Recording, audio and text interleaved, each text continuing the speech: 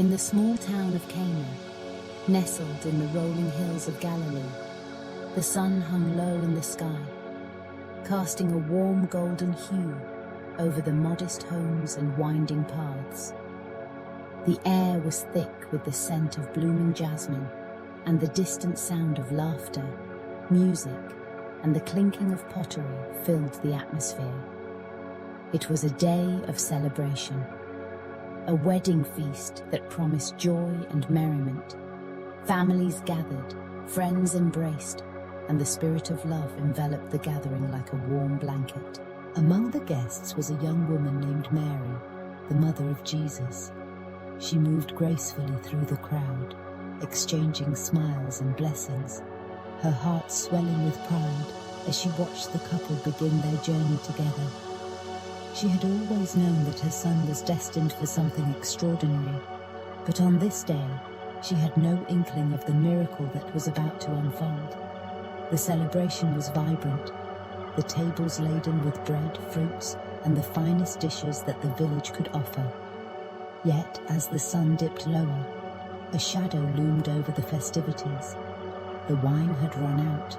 The news spread quickly, a ripple of concern among the guests.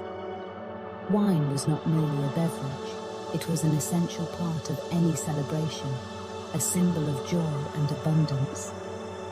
The laughter began to fade, replaced by whispers of disappointment. The bride and groom, their faces flushed with embarrassment, exchanged worried glances. This was a moment meant for joy, not for the spectre of inadequacy. Mary, ever perceptive, noticed the shift in the atmosphere. She felt the weight of the moment, the tension that hung in the air like an uninvited guest. As she approached Jesus, she saw her son, calm and composed, surrounded by a small group of followers. He was not one to draw attention to himself, preferring the quietude of reflection over the clamor of celebration.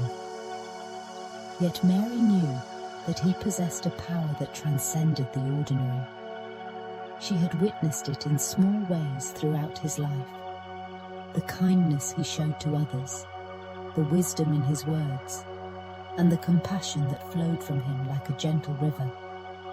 With a heart full of hope, she leaned in and whispered to him, "They have no more wine." Jesus looked at her, his expression a mixture of understanding and gentle reproach. "Woman, why do you involve me? My hour has not yet come."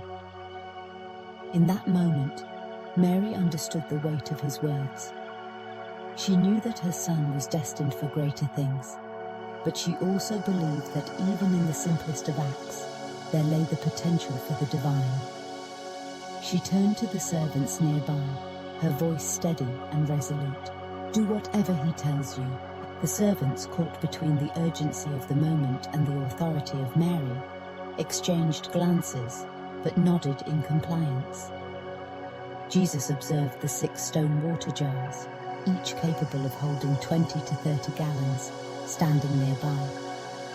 These jars were a part of the Jewish purification rites, used for ceremonial washing. He instructed the servants to fill them to the brim with water.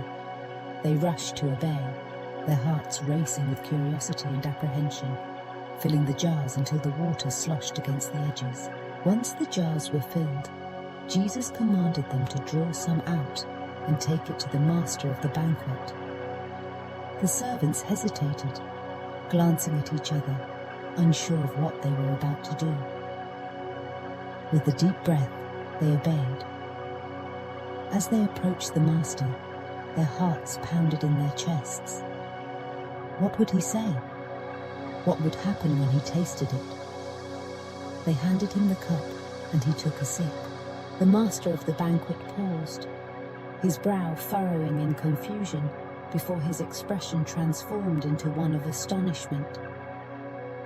"Everyone brings out the choice wine first, and then the cheaper wine after the guests have had too much to drink. But you have saved the best till now." The words echoed in the air, a proclamation that would go unnoticed by most of the guests, who were still caught up in the revelry of the moment. Yet, in that instant, a profound transformation had taken place.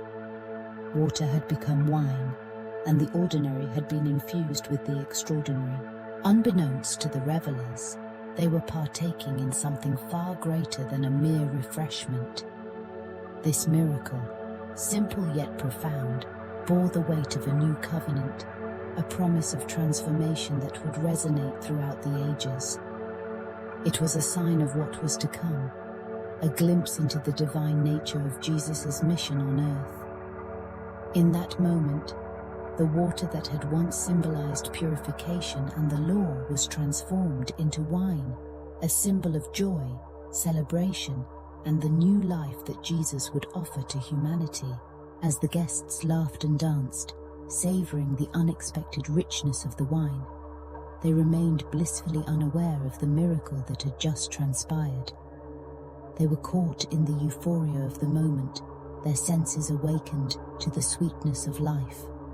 Yet for those who had witnessed the act, the significance was profound. Mary looked at her son, her heart filled with a mixture of pride and awe.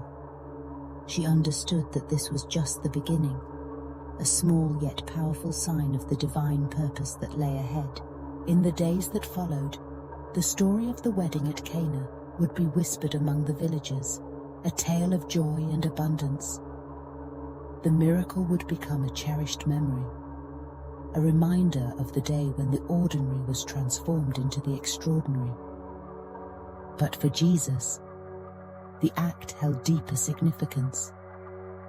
It was a foreshadowing of his ministry, a glimpse into the heart of his message.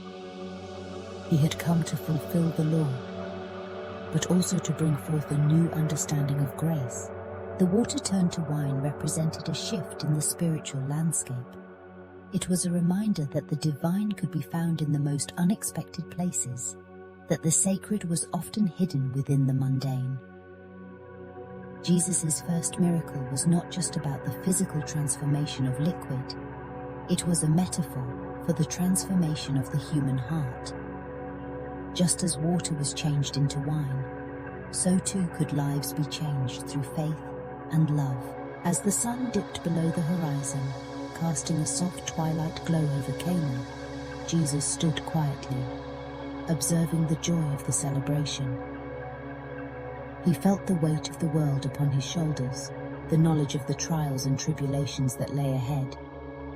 Yet in this moment, he found solace in the laughter of the guests, the clinking of cups, and the warmth of human connection. He was not merely a participant in the festivities.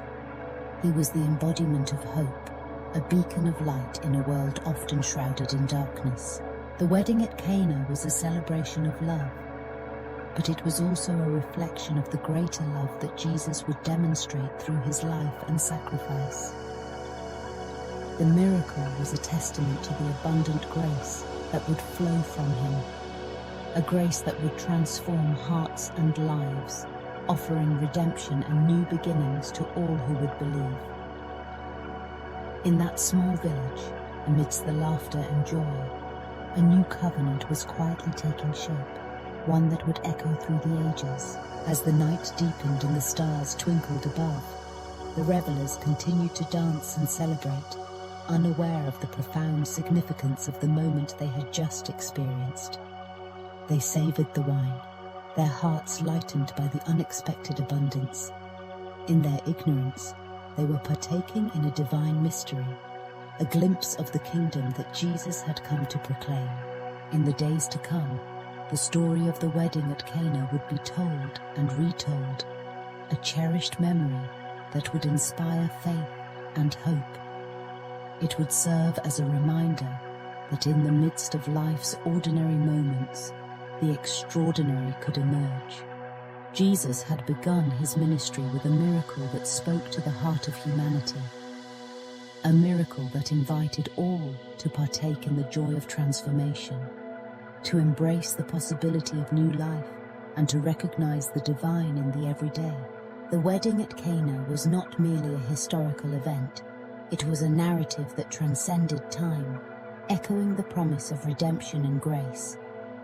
It was a celebration of love that pointed to a greater love, one that would ultimately be revealed through the cross. In that moment, as the guests reveled in the finest wine, they were unknowingly participating in a divine dance, a prelude to the greater celebration that awaited all who would come to know the love of Christ. And so, the miracle at Cana became a cornerstone of faith, a symbol of the transformative power of Jesus. It invited all who would listen to open their hearts to the possibility of change, to embrace the extraordinary that lay within the ordinary. It was a reminder that even in moments of scarcity, abundance could be found, and in the simplest acts of kindness, the divine could be revealed. As the night wore on, and the laughter echoed through the village, Jesus stood quietly, a smile playing at the corners of his lips. He knew that his time would come, that the world would soon witness the fullness of his love and sacrifice. But for now, he cherished this moment, a beautiful beginning to a journey that would change the world forever.